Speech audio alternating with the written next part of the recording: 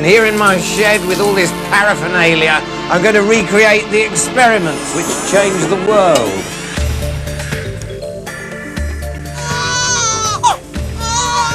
The science of genetics will transform the world for my 4-day-old granddaughter Dixie. There's my mum. Oh, wow, I've never stank I've ever seen. How characteristics pass from one generation to the next baffled scientists from Aristotle to Darwin. I went to find out how this riddle was solved.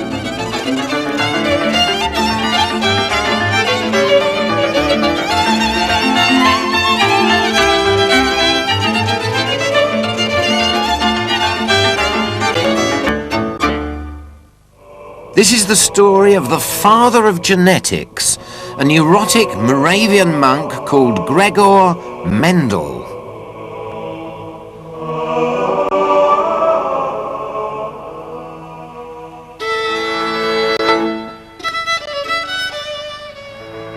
Johann Gregor Mendel, who had solved the mystery of inheritance, was born in this house in 1822. It's in an obscure village called Hinčica, now in the Czech Republic. Mendel's father was a peasant farmer who grew mainly fruit. The family were poor and depended on these trees for their livelihood and food. Learning about plant breeding and growing was essential for survival. Later, it would form the cornerstone of Mendel's scientific work.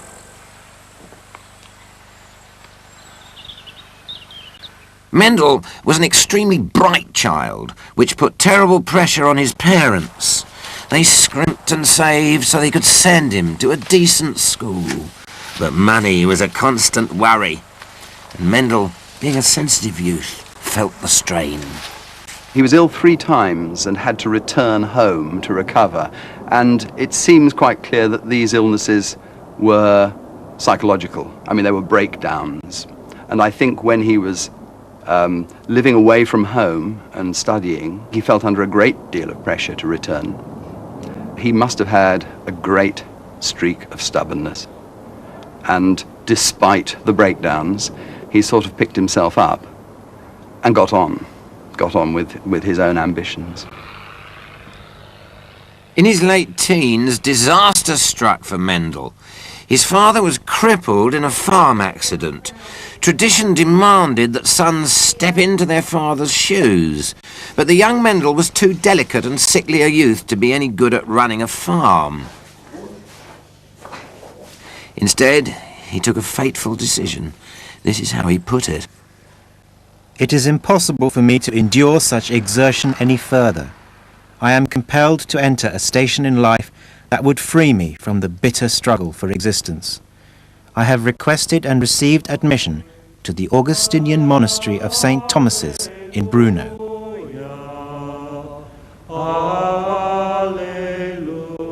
Being a member of the Augustinian Brotherhood suited the young Mendel perfectly. The order encouraged its members to educate themselves in science as well as theology. Food and shelter were guaranteed, and the quiet, contemplative life matched Mendel's personality. We forgive those who trespass against us. Only one thing bothered him. But deliver us from evil. In the course of Mendel's pastoral duties, he used to visit the local hospital, and he found that experience extremely distressing. He found the idea of human sickness and suffering extremely distressing, so much so that he actually had to be taken off that duty by the abbot. Freed from this part of his religious duties, Mendel discovered another feature of the monastery. In its grounds was a small botanical garden. It was little more than a collection of a few Moravian flowers, but it would transform Mendel's life.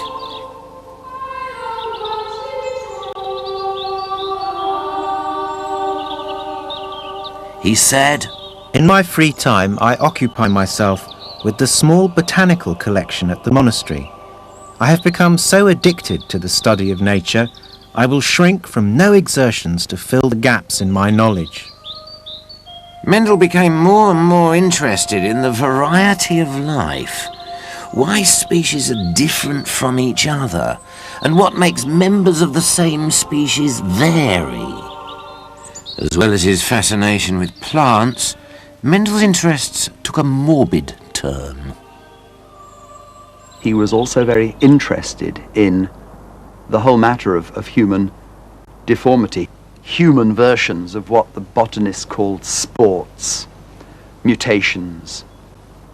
And therefore he was actually sort of strung between these two things, a decided anxiety when faced with sickness, and a fascination, because he was obviously very interested to know where these deformities came from.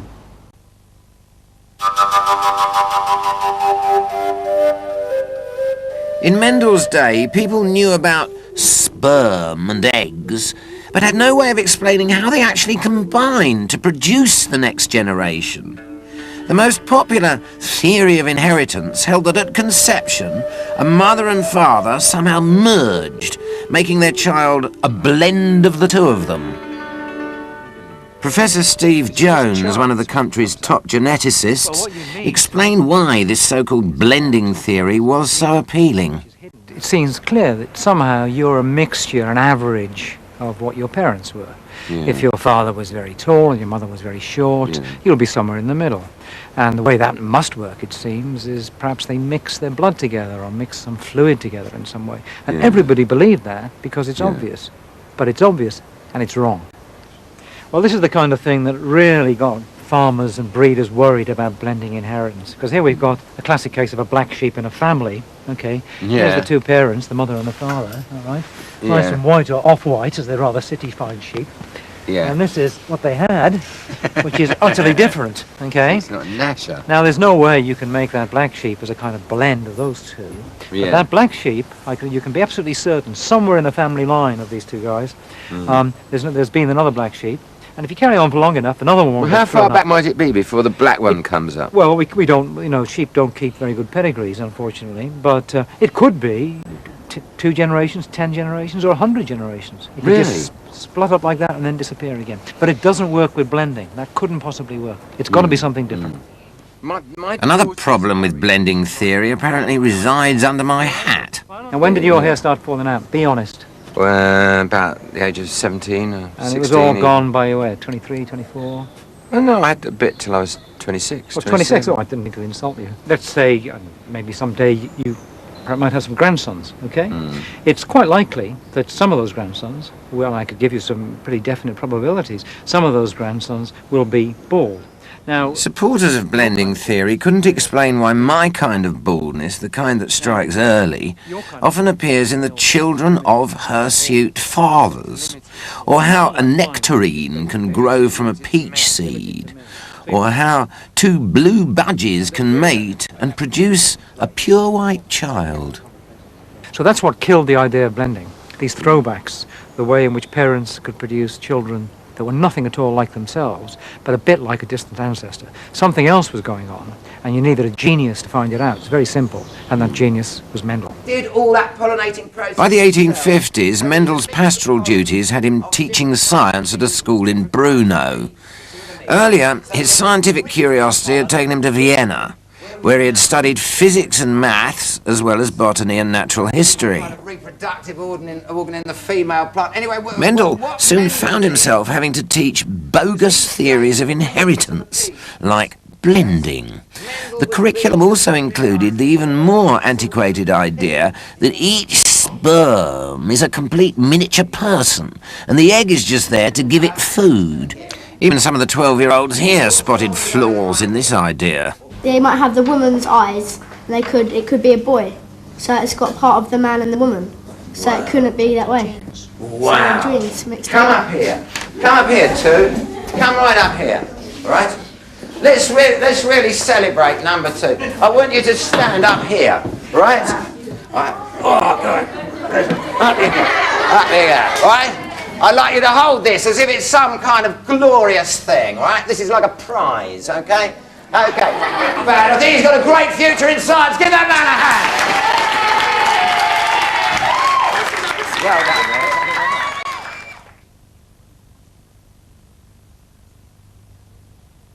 In these years, in the mid-1800s, every accepted idea on biology was about to be overturned. In England, Charles Darwin, fresh from his trip to the Galapagos Islands, was developing his theory of evolution by natural selection. Meanwhile, in Brno, Mendel was about to embark on a journey of his own, one that would explain something Darwin never could, how evolution actually works. A host of disparate ideas were coming together in Mendel's mind.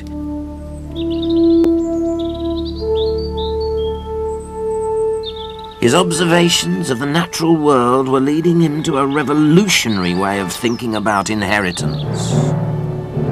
Where he got this idea from, I suspect, is not biology at all, but was from physics. It was from physics and mathematics. The thing about mathematics is that you do not have blending. You've got numbers. And Mendel was obviously a very competent mathematician.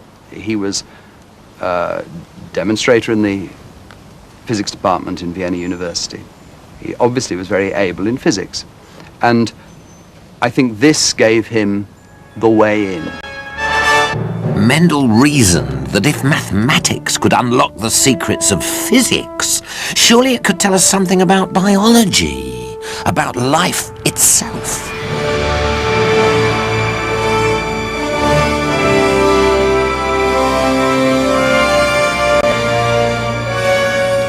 But to do this, he needed a living thing with observable characteristics that were easy to count.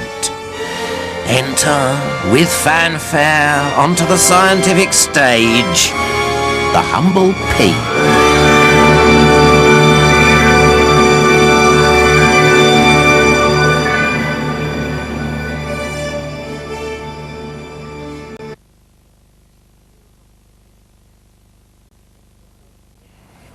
It was exactly here, in this monastery garden, the Augustinian monastery of Brno, that Mendel had his 35-metre by 7-metre pea patch. This is back in 1856.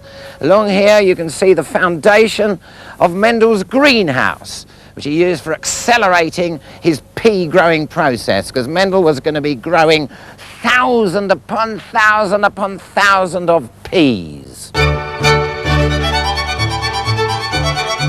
Mendel's mighty pea extravaganza took 8 years and involved about 30,000 plants.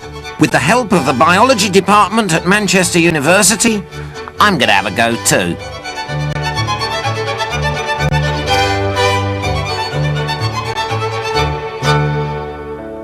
Mendel was trying to understand how certain characteristics pass from one generation to another. Peas, for instance, come either smooth or wrinkly. Mendel planted a greenhouse full of peas, half from a smooth pedigree, half from a wrinkly. He then let them grow.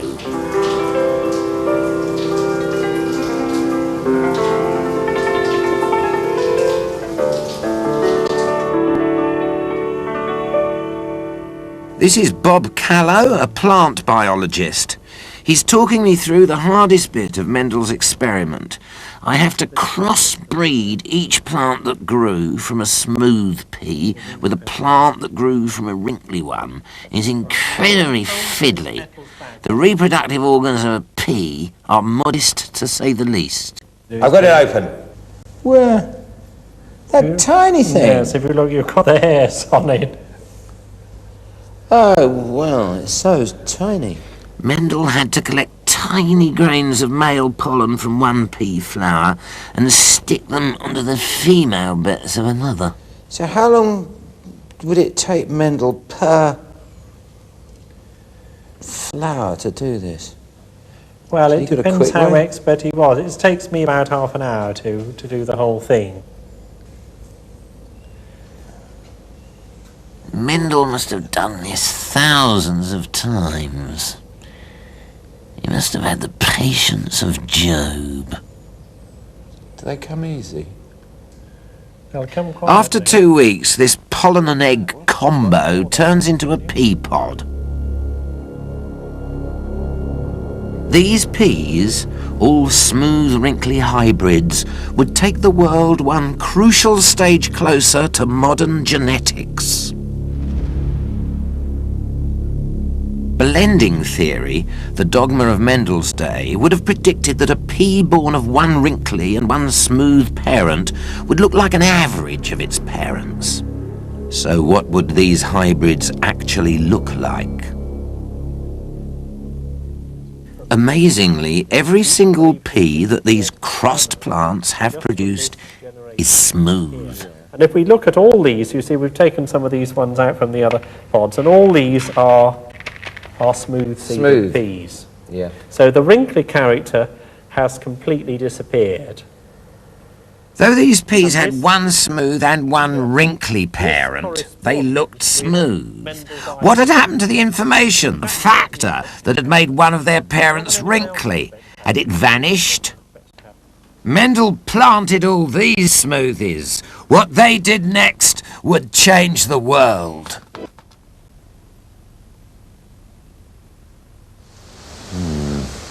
We need a little bit more out of you.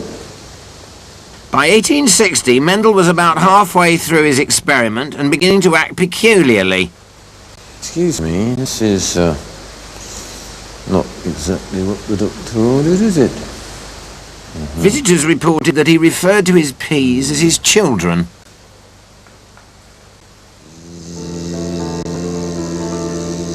After a few months, the smooth peas born of hybrid wrinkly smooth parents were fully grown plants.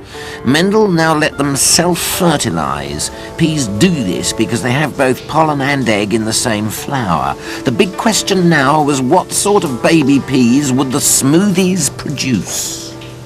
Now something truly amazing happened. As if from nowhere, wrinkliness was back. 3 smooth, 3 wrinkled in there. Right. What's the significance of that? The real significance, even from this pod, is first of all that the wrinkled character is reappearing, and secondly that we've got 2 different types of pea in the same pod. So we've got some segregation. This is this recessive character, which everybody thought had disappeared forever, which Mendel has shown has re-emerged, if you like, in the grandchildren. We can only So the factor for wrinkliness existed in the smooth parent without showing itself. But why had it reappeared in some of its children? To find out, Mendel did something only a mathematician would. 1, 2, 3... 1,241. He counted exactly how many of the peas were smooth and how many were wrinkly. This took a while because he had 7,324 peas to count. 5,474 smooth peas. Nearly 6,000 of them were smooth, like their parent. Just under 2,000 were wrinkly. It was a ratio of almost exactly 3-to-1. He was a superb genius because he thought so much further beyond that ratio. What's a 3-to-1 ratio? What could be more boring than a proportion of 1/4 of wrinkled peas? But from that, he worked out the absolute fundamentals of life, which is that life is based on particles, units that you can't actually see, that are hidden away, and can come together and move apart. And that's the discovery of the whole of genetics. It all turns on that one stroke of illumination. Mendel realized that if a pea contains both smooth and wrinkly factors, half the pollen it produces will contain the smooth factor, the other half the wrinkly. The eggs will be similarly divided. During reproduction, there are exactly 4 ways in which pollen and egg can combine. Smooth with smooth, smooth with wrinkly, wrinkly with smooth, wrinkly with wrinkly. But Mendel knew any pea with a smooth factor would always look smooth, because the smooth factor dominated. So only wrinkled pairs would actually look wrinkled. This explains why there would be 3 times as many smooth as wrinkled peas.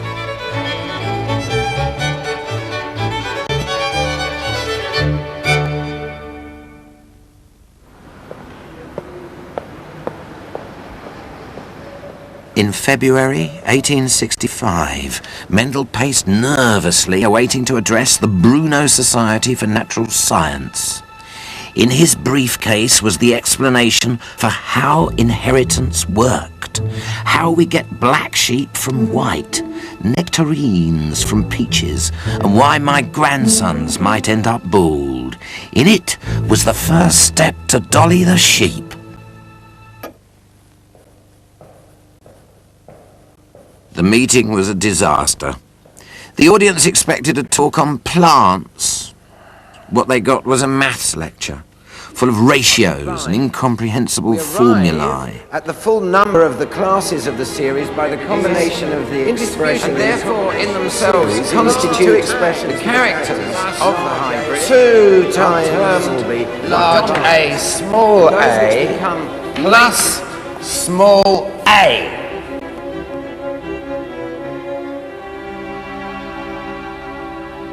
The minutes inform us there were neither questions nor discussion. The audience just left. A new science was born and no one noticed. Mendel's results were dismissed as, at best, of interest to people who worked on peas. Maybe the rules that applied to peas didn't apply to humans or to mice. Nobody ever thought that there would be a fundamental unity in biology, so that somebody who wasn't interested in peas wouldn't have been interested in Mendel. And that's probably why he was dismissed. 3 years after his forgotten lecture, Mendel was elected abbot of the monastery. Although he did continue some experimental work, he soon became embroiled in another maths problem, a row about the monastery's tax bill. It was a relatively minor matter, but the stubborn streak in his character that had driven him to grow and count peas for 8 years meant it took over his life. He became obsessed by his battle with the authorities over taxation. So much so that there was a time when the brothers were trying to get him, well, almost committed as unstable. They were obviously very concerned about the way he was approaching this problem. He offered no compromises whatever.